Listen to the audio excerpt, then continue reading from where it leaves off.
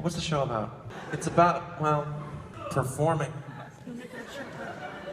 That's what it's about.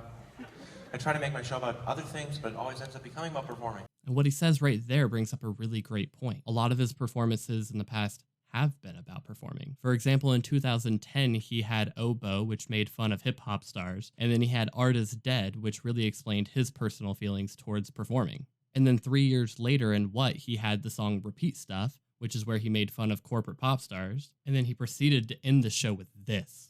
Bo, oh my god. You should totally come to this party I'm having tonight with a bunch of my college friends. It's gonna be so good. You can play some songs for us or something. I've been telling everybody how good of friends we were back in the day. I know we never talked or hung out ever. Mr. Burnham, I'm an agent from out in Los Angeles. Young people do not respond to this, introspective material or these challenges to the form, Young people want jokes they can relate to. Write a silly song about Facebook. Write some jokes about Twitter or sugary cereals or Razor scooters. Relate to them. Also, you gotta reestablish your presence on the internet. It's not important whether the material's good or not. What's important is that you keep the Bo Burnham brand alive and well. Fag. What up, dude? What's up? How are you, man? You've changed, bro. I never knew you, but my friend's old roommate's friend said he knew you in high school and you became a real asshole once all this comedy stuff started happening. What is it, man? You think you're better than us?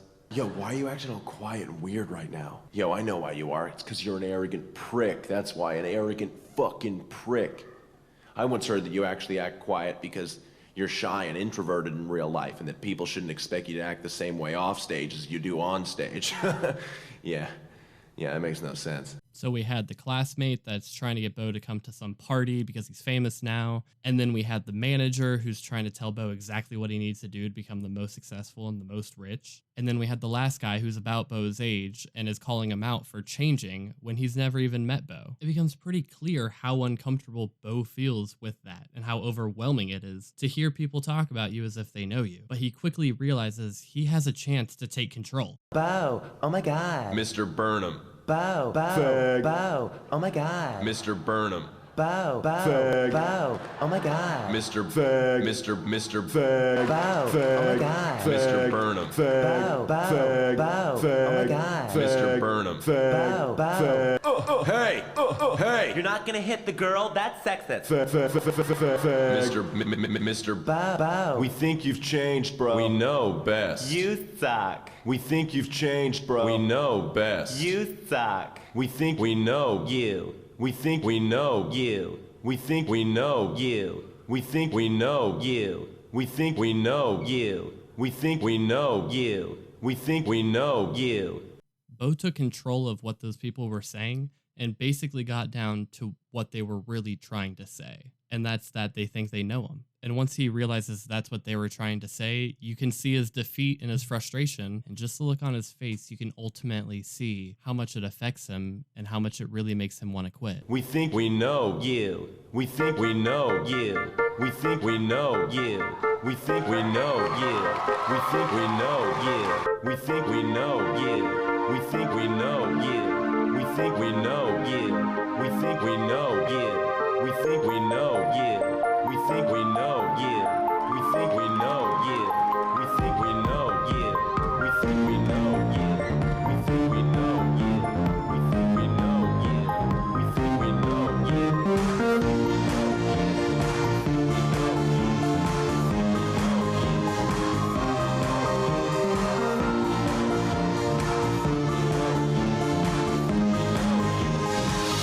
Mr.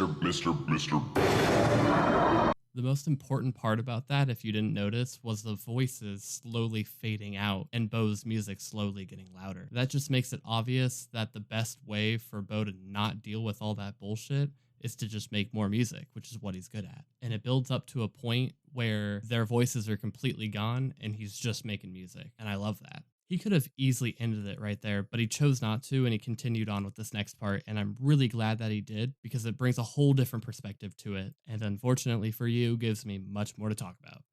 Bo, oh my god. Bo, oh my god. Bo, oh my god.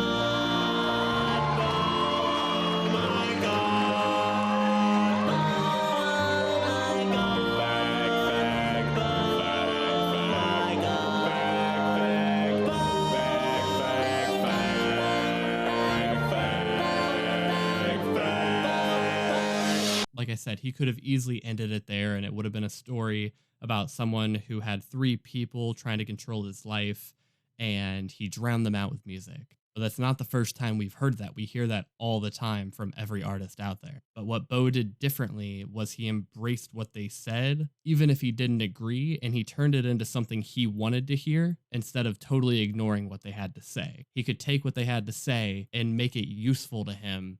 And I think that's actually a really interesting lesson in life. But what do I know? That might not have been what he was trying to get at, but that's just my best guess.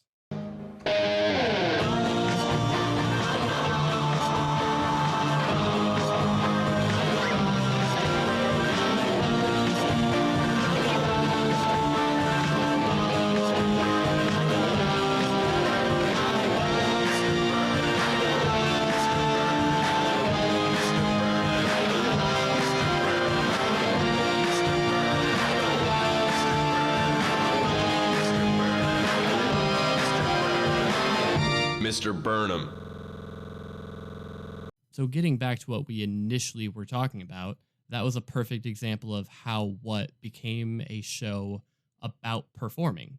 And it's not the only example. There's plenty of others, the best one being Left Brain, Right Brain. But the reason we're talking about it now is because most comedians talk about things in their daily life or that other people can relate to.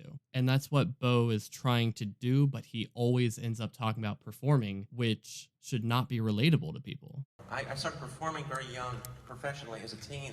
And as a comedian, what you're supposed to do, you're supposed to talk about what you know and what excites you or scares you. And that was always performing. So to talk about laundry or traffic felt incredibly disingenuous, but I worried that a performance about performing would not be relatable to people that aren't performers. But what I found is that I don't know who isn't one.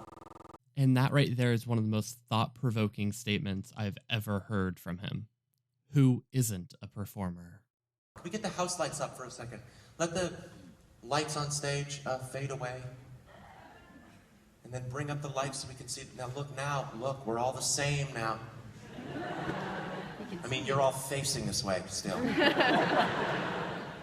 I see young people, and I feel like, I'm 25 and I feel like I was sort of raised in America in the 90s when it was sort of a cult of self-expression, and I was sort of taught that just think and have thoughts and express them and everyone will care about them as much as your parents do. And most of us grew up to find out nobody gives a shit what we think at all. So we flock to performers by the thousands because we're the few of us who found an audience, and then I'm supposed to get up here and say, follow your dreams, as if this is a meritocracy. It is not, okay? This is not fair. I had a privileged life, and I got lucky, and I'm unhappy. You don't want this. So what he's saying right there is that he and other young people, such as myself, grew up in a time where everyone told you to express yourself. They told us to express ourselves and be creative and do what you want to do, and you can always do that, and people will always care. But those of us who wanted to have a voice quickly found no one really cares. We can post on YouTube and it's not going to get any views. We can write on Reddit, but it's not going to get any upvotes. We can express our beliefs, but not many people will really care. So what we do is we flock to performers like himself, and we want him to speak up for us. I agree with Bo on a lot of things, and I appreciate that he gets that message out, because that's something I could never do myself, because I don't have an audience. And like he said, the only reason he does is because he got lucky. And it's for that very reason that he does not feel qualified to have the celebrity status. He doesn't feel like he should be handling your wants and needs. He doesn't feel like he should be a role model or someone who should be looked up to. It's the me generation. It's like an arrogant generation because of like social media. Social media is just the market's answer to a generation that demanded expression and performance. They said, here, express everything to each other all the time for no reason. And it's a prison, and it's self-imposed, and it's horrifying. We don't know what it's doing to us. I don't know much about anything, but what I do know is that if you can possibly live your life without an audience, you should do it. We have to remember this isn't someone that was raised in a famous family. This isn't someone who went out seeking fame. This is someone who posted some videos on YouTube and was offered a once-in-a-lifetime chance after they went viral. YouTube was not a place to start a career and make a lot of money back then. It was a place where you posted your videos, and most of the time you never got more than 5 views. And unless you were seeking some sort of audience and really putting work into getting that audience, you got no audience. But in Bo's case, he got lucky. And from there, he became famous. And we have to remember that's not something this person expected. And even when it got to the point that he was choosing fame, he didn't expect it to be how it is. And how it is how he just explained it. People look up to you and people want you to do certain things and not do certain things. They want you to talk about certain topics and they want you to stay away from certain topics. And to some degree, that's okay. He has said in the past, it's okay to be offended. He wants you to be offended. But he also wants you to understand that he's going to talk about whatever he wants to talk about.